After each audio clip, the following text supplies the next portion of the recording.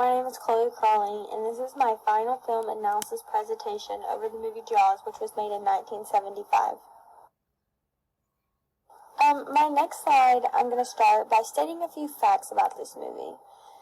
This movie was originally based on a book, which I never knew, so I'm hoping that's some new information for you guys. The movie was adapted from a novel of the same name, Jaws. The animatronic design of the shark was very faulty and malfunctioned many times throughout this movie. Honestly, obviously we all know that is not a real shark, but they did an amazing job by showing you that, not showing you the fine details of the shark to ensure that you know it's fake. You honestly, just watching the movie would never could tell that the shark was animatronic.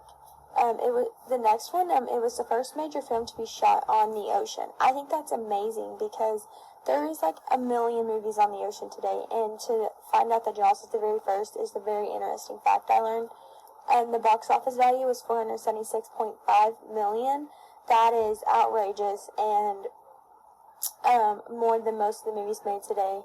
This movie was originally rated PG, but in today's world will be more of a PG-13 or R-rated movie. Me personally probably wouldn't allow my children to ever watch this movie if it was rated PG. The next slide is going to be the storyline of Jaws. A young woman is killed by a shark one night while skinny dipping with her boyfriend when they were both intoxicated. She was swimming near the New England tourist town of Amity Island. Roy Scheider, who was playing the role of police chief Martin Brody, wanted to close the entirety of the beach down after hearing about the shark attack. But Mayor Larry Vaughn, who was being played by Murray Hamilton, overrules him and says, "No, I believe that the loss of revenue would cripple this town entirety, and we would not have any more money coming in to pay taxes or any of that." Matt Hooper, Richard, who's being played by Richard Dreyfuss, and grizzled old ship captain Quint, who is being played by Robert Shaw, offers to help Brody capture the killer beast, and the trio engage in an epic battle of man versus nature. This is my favorite part, when the three come together and they go on this epic departure from land to the sea to catch Jaws. It's like the heroes in disguise. You love a good comeback story.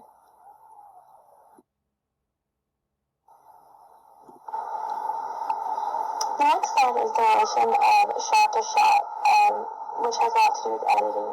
This movie is actually known for its shots and its camera angles throughout the whole movie because it has a lot of intense scenes that uses a lot of different shots. Close-up shots, far-away shots, and back-and-forth shots.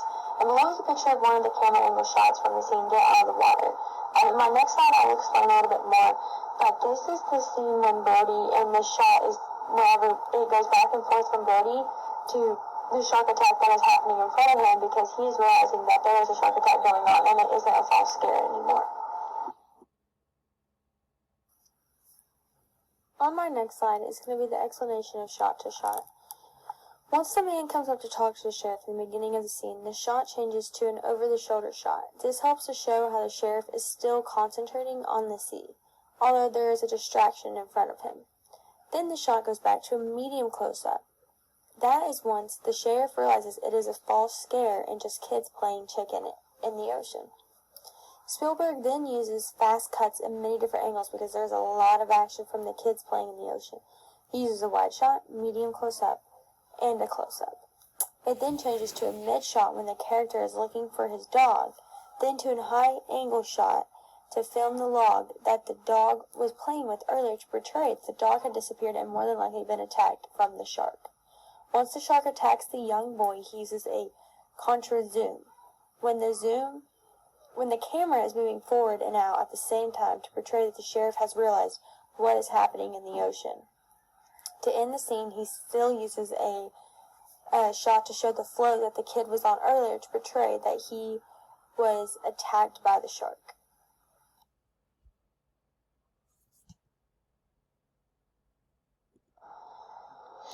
In this next slide is the most iconic moments from the movie. The shark pops up while Brody's head is turned while he's throwing out fish and blood to the shark to lure him in. He turns back to see a 25-foot great white with its mouth wide open, which is also known as the "you're going to need a bigger boat" scene. This is a lot of people's favorite scene because this is when they realize how big Jaws actually is and how big of a fight they're preparing themselves for.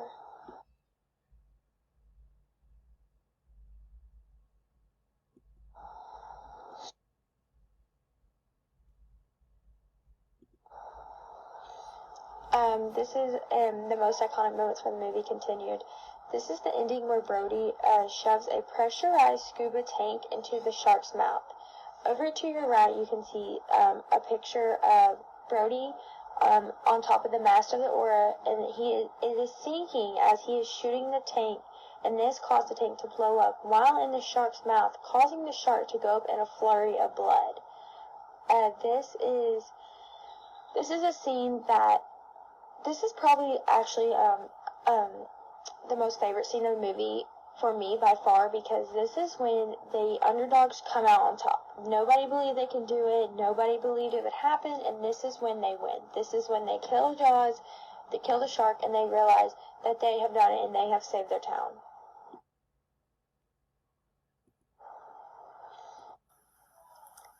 In conclusion of my film analysis, Jaws has always been one of my favorite movies. I love seeing how each scene is in a way suspenseful that will keep you on your toes begging to see what happens next. The variety of camera angles in this film is phenomenal. It captures every detail very strategically, and overall I give this movie a 10 out of 10. I would highly recommend this movie to others looking to have a movie night while kind of also being on the edge of their seat at the same time. Thank you for your time today.